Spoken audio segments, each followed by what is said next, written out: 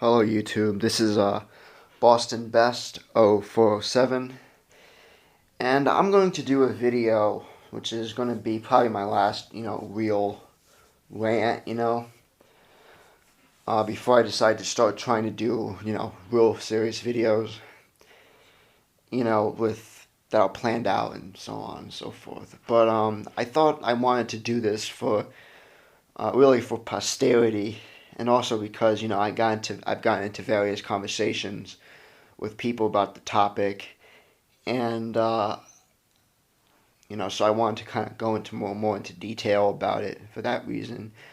It also became relevant for many reasons. It became relevant, but it also became relevant because I started putting my own particular brand of philosophy and ideas into practice on my other channel, getting into debates about, particularly about the concept of hell, which is going to, just by saying that, is going to set you up into what I'm about to talk about, which is of course the topic of religion and spirituality, the concept of a spiritual realm, the afterlife, all that stuff, pretty much, which would be under the heading of spirituality or religion.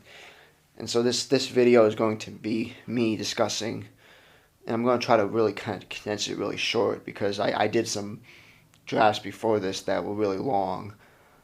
And I don't really want to go into like a big long thing. I'm most certainly not going to discuss my own religious views or my own spiritual beliefs, but I'm going to try to sum up what it is I believe, you know. And to begin with, I am not a religious person or even a spiritual person in the conventional sense of the term, in the way that most people believe. For example, going to a church. I don't follow conventional religious beliefs such as, say, Christianity, Islam, Judaism, or Hindu, Buddhism, etc., etc., etc. But I do consider myself to be a religious person and a spiritual person, both. I consider myself to be both. I think there's a fundamental difference between both. I believe in the importance of religion. I believe that religion is a sort of a function of the human brain, I believe human beings are sort of geared toward religion, and that we are religious creatures, not only just religion, come from us, not only as a product of the human mind. It is something we are just geared toward. And the minute you get away from religious belief, you end up replacing it with something else. And human beings, it's very easy for us human beings to replace our our traditional religious beliefs with something else, such as a good example would be political ideology. Marxism, for example, in many ways did become kind of an economic religion of sorts, although I'm sure Marxists would just, like Orthodox Marxists, would just be appalled at the very concept of it. But it's very easy for various things to replace, traditional religious belief, because the brain is geared toward that. So it's geared toward belief. So if we replace it with religion, we replace it with something else. And as I said, I'm also, a spiritual person. I believe we are spiritual beings. That is, we are geared towards spirituality and a belief in the spirit and in a spiritual realm. Now, there's many different ways that people can take that. People, they become if I'm saying like pantheists or pantheists. They almost believe in nature. It's almost like a belief in science, almost like the power of all these things becomes a religion in of itself. Like we can see what we are just by viewing it with our rational mind. That's our spiritual belief, or that's the product of the spirit. And however, all those ideas I think are in many ways equally relevant, equally they have their high points. But for myself, I believe in a literal spiritual realm, in the most traditional sense of the term. I believe in it very literally, and I believe in spirits, ghosts, demons, angels, heaven, hell, God, in various other gods and various other assorted, spiritual entities of various kinds. And I believe that we have spirits. I believe that spirits manifest themselves in a variety of ways. I believe I believe theoretically I believe in the afterlife. I believe theoretically in the concept of immortality, of living beyond the physical realm. All of the things that are associated with traditional religious beliefs, I believe in, literally. And so, I believe you can go to heaven or hell. Just the whole spectrum of that, I believe in. Of course, the question assumes is why would you believe in that? I tend to be a rational person. I tend to believe in things like science, and all that kind of stuff. Clearly, but why would say a rational person like myself, believe in that? I believe that the human mind needs something like this. That the material, like the answers of science, cannot be the only answers that we have. Pretty much, they cannot be the only thing which we believe. I believe if you're a rational person and you conclude, because I'm not a humanist in any way, shape, or form. I'm actually opposed to the idea of humanism. I see us really as animals, as no different than any other animals. If we study the behavior of human beings, you can pretty much, I think, you can pretty much come to the conclusions of what we are, what our characteristics are as a species. And when you see that religious belief, traditional religious belief, and all the other things related to it, despite all of the problems that are clearly associated with religious belief, religious extremism, and various things like that, one can conclude that this is a characteristic of what we are. You can even argue that we may create the spiritual realm ourselves, right? That it's a product of our own mind, or it's a product of us, it comes from us. Maybe it doesn't exist in, say, the objective sense. But for me, I believe that we are geared toward it and that we need it. I believe that science, if the whole world was atheistic and science, like if everything was this amoral, scientific, if that's what we condensed the universe down to and that's all we went by, it would not solve human problems. It would not have any. There would be no way to solve, what you might call the human condition. We need to believe in something higher than ourselves. If we concluded, for example, say 1 billion years from now, our planet would just blow up, and that would be it. That would be a horribly depressing realization, and therefore we as human beings we absolutely need to subscribe meaning to things, not objective meaning. In the sense of, okay, like I'm sitting in my living room right now, recording something that I'm going to put on YouTube, and this is an objective reality. This is something that I'm doing, and the viewers will know this, and they will see it, right? No, we have to believe in something more than that. We can't. It's not because we're not really subscribing meaning to the objective world. We're seeing the objective world for what it is, but we're not subscribing meaning to it. Therefore, we as human beings absolutely must subscribe meaning to things. We need to subscribe meaning to things. We need to have ideas like morality, ethics, justice, fairness. All of these things are a part of us. If we're just by understanding humanity, by separating yourself from humanity, becoming kind of an anthropologist of sorts to the whole of humanity. Not like, say, think of it like this: if you were an anthropologist and you were studying some culture somewhere, and you're separating yourself from the culture, you're not a part of it, but you're studying it. You're studying the beliefs, the traditions, the rituals, the various ways in which the group interacts with itself, and so on and so forth. You come to some certain objective conclusions about what they believe, and you can almost kind of, if you have a good imagination, you can almost kind of put yourself inside the culture to see, well, how would I be if I was in here, kind of thing. This is how I view humanity. I tend to view humanity from the lens of the anthropologist, the whole of humanity like that. And thus I come to the conclusion that if we go back far enough, we see that human beings are religious, spiritual. They believe in religion in the sense of dogma, in a sense of established traditions and customs. But they also believe in something spiritual, and have a sense of connection with the spirit realm, or with spirituality in a larger sense, not related to dogma or custom. And then from there, you can also assume that this is all like really a characteristic of human beings. If we understand us as a species, we are religious, we are spiritual. This is how our brain is functioning. In a sense, I would say that as a very traditional person, as a very conservative person overall, um, we can come to the conclusion that tradition, in that sense, spiritual tradition, in the tradition in the spiritual sense, is something that our mind is geared toward.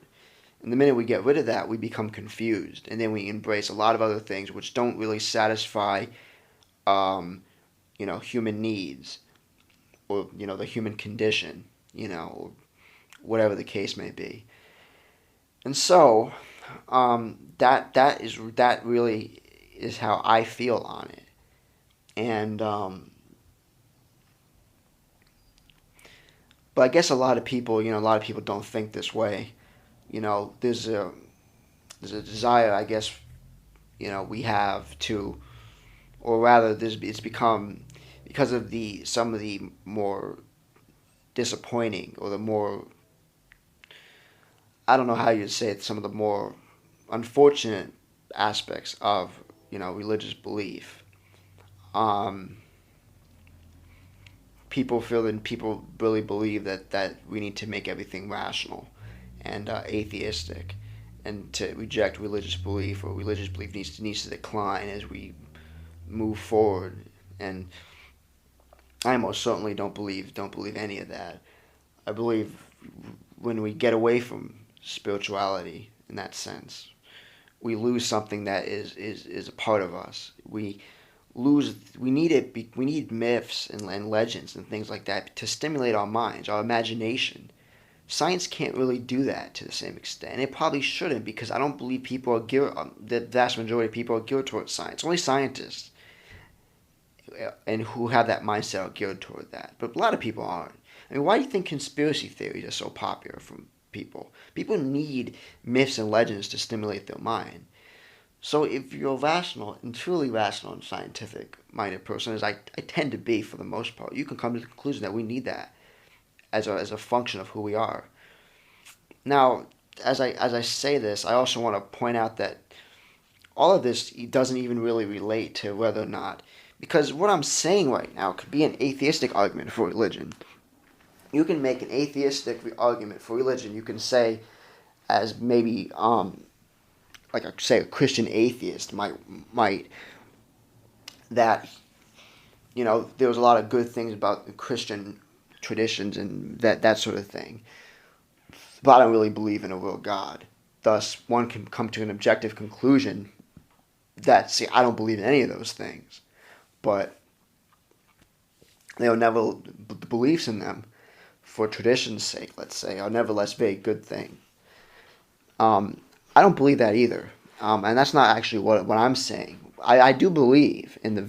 I mean, you can't prove it, and science can't prove it. But I believe that the possibility of a spiritual realm existing within the objective sense, that is something that exists in reality, just that we can't see it, is possible. And I personally choose to believe that such a thing exists.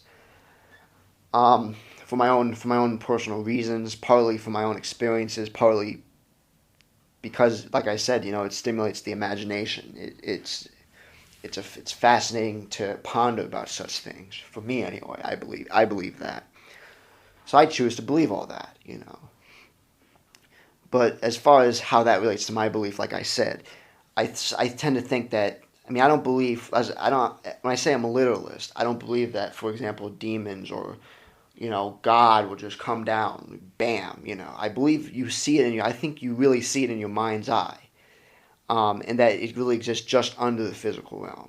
and that there can be a break in it. It can manifest itself. You can see it visibly in different contexts. Um, that are not necessarily related to, say, breaks in your own mind, such as being crazy or schizophrenic, having, for example, mental illness, or going through something crazy, some sort of crazy hallucination, which would be stimulated by, say, drugs or alcohol. Um, you can see that as a rational person, you can probably have those moments which don't make any sense to you. But most of the time, it's underneath, and you would only really see it in your mind's eye, not not in a in something. But that doesn't change the fact that it may literally exist. It's just something you see in your mind's eye, so it only manifests itself in that sense, because that would only be spiritual as opposed to physical, I guess you could say. And so you'd have to connect to it in a different way than you would otherwise, which I guess most traditional spiritualists usually believe that, going back a very long time. I think it was really only like medieval Europe that believed that demons could walk up, or that it would walk up like that. And I have some appreciation for the idea of that, but clearly, it doesn't work out like that.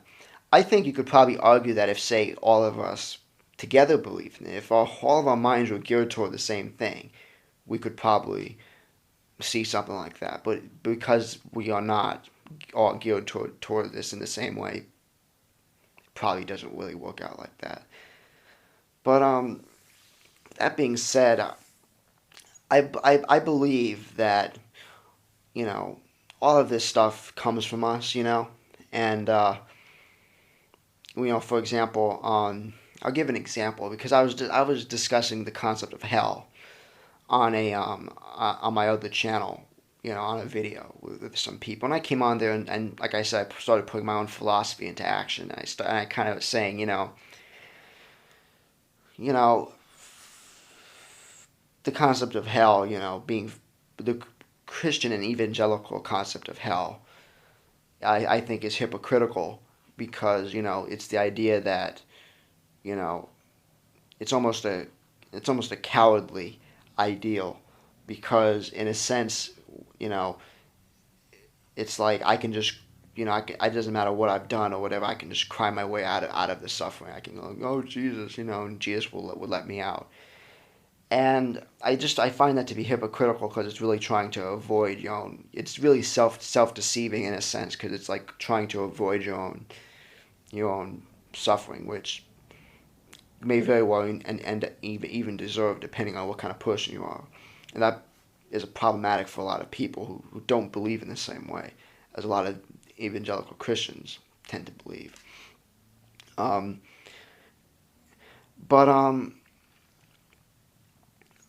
I got into these conversations, and clearly there were some people who people have a very problematic. There's almost a conundrum with people of this mindset, because some people believe in the idea of annihilationism, that is, the body doesn't burn in hell forever.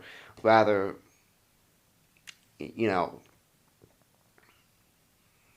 how would you say, it just kind of goes up in smoke, and that's it, and you're sort of done forever. And I don't know if I really believe that.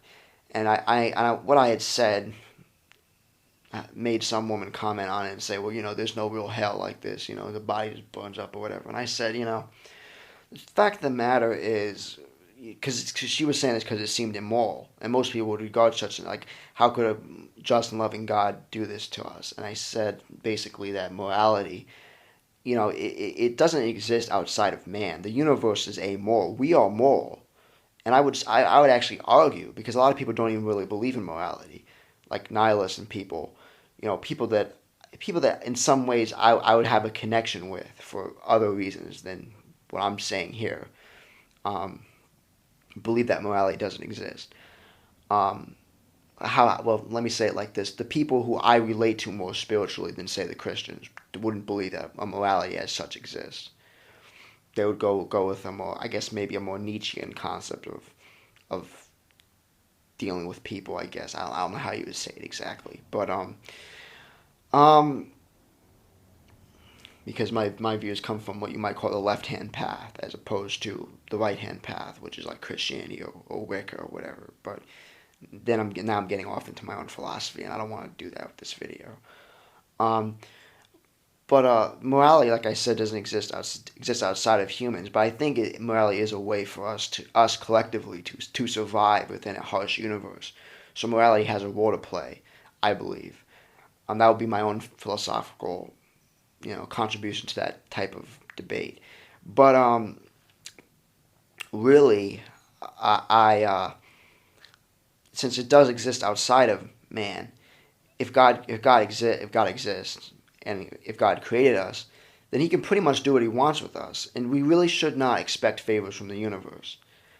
And this is one of the big problems, right?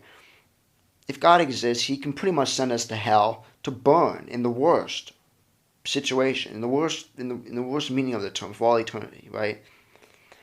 But if He, but why should we? And that may be immoral to us, but it's amoral in the long term, and even to God, that's maybe. So why should we expect some favors from the universe?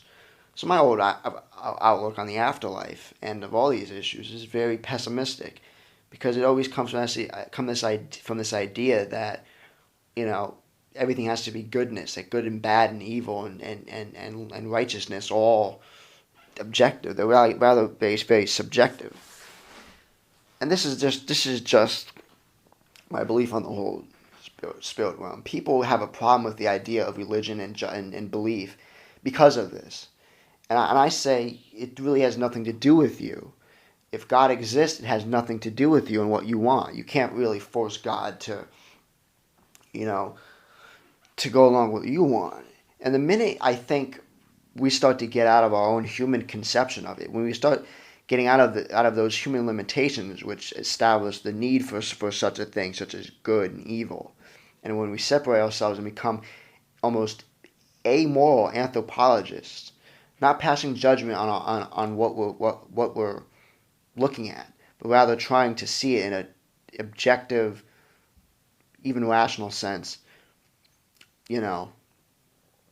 which obviously might seem like a contradiction because you're dealing with something that is necessarily irrational.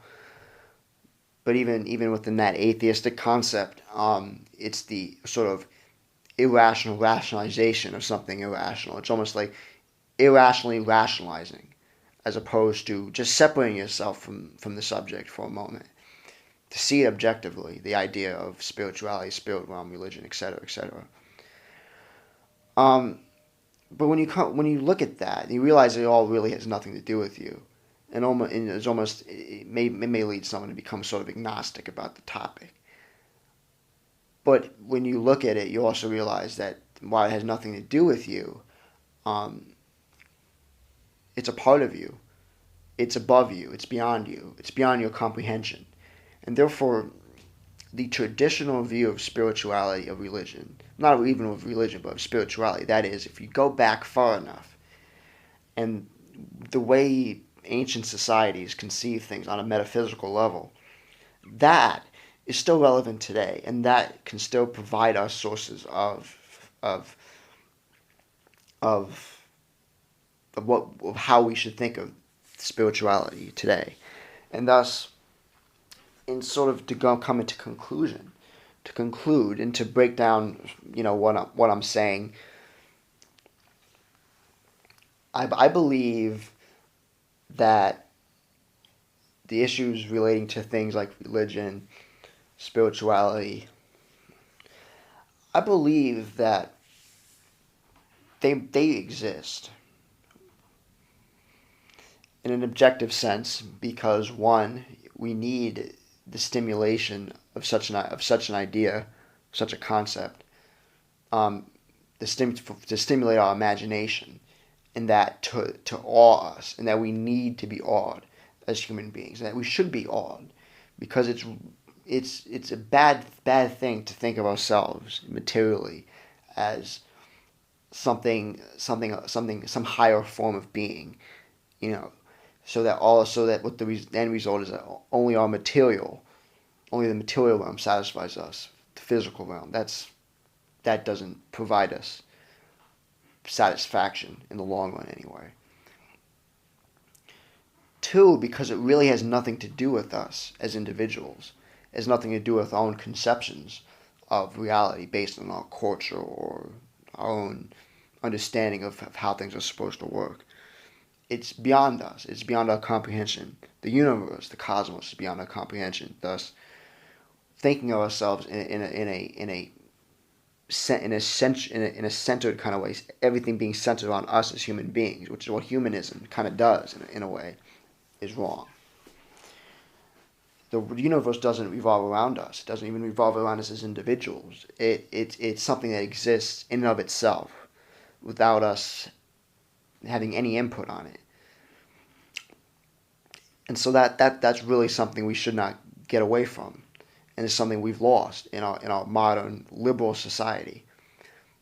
Third, I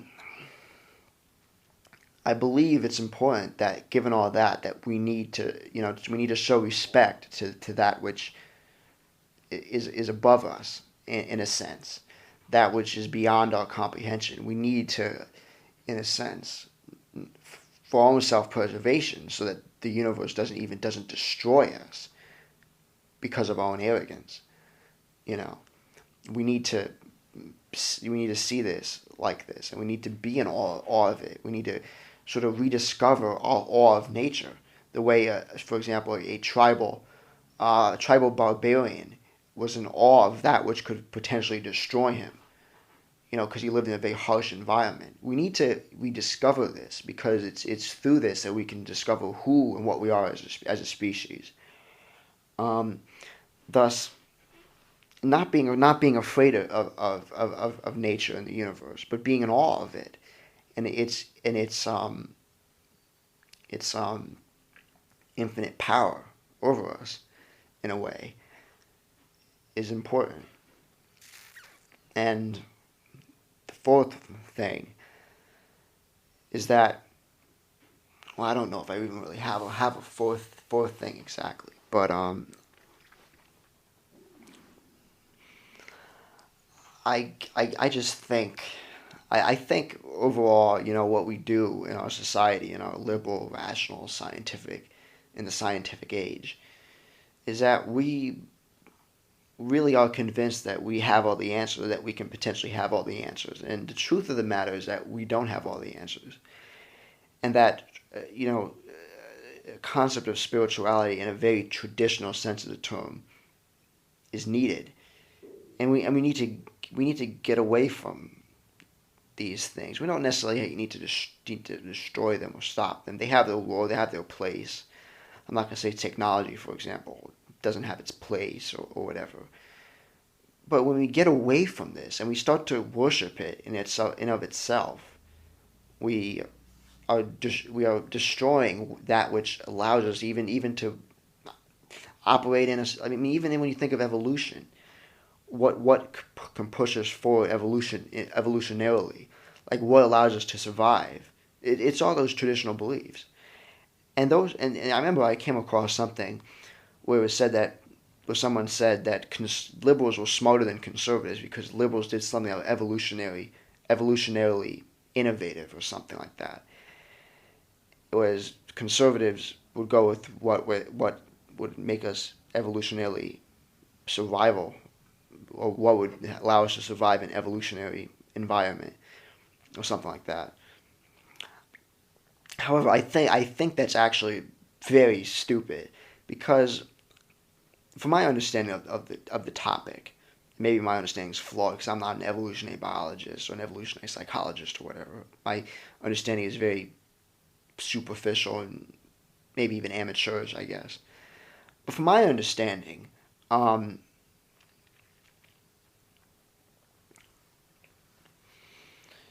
if someone's doing something that's evolutionarily innovative, it's almost in a sense evolutionarily like going to cause your destruction in a sense. It's evolutionarily destructive. It's threatening the tribe as opposed to building up the tribe, so to speak, because it's going outside of that.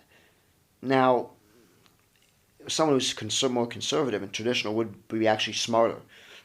I think, because you're going along with what works, you know. And that's going into more of a philosophical, political kind of thing, as opposed to something strictly spiritual. But clearly, there's an argument for that. And those people who are atheistic or believing we need to just reject the past completely, or reject anything old and traditional completely is flawed, and that most certainly is important in a spiritual sense. So that's to sum up my views. Pretty much, those are my views pretty much, and I hope this rant wasn't too disorganized.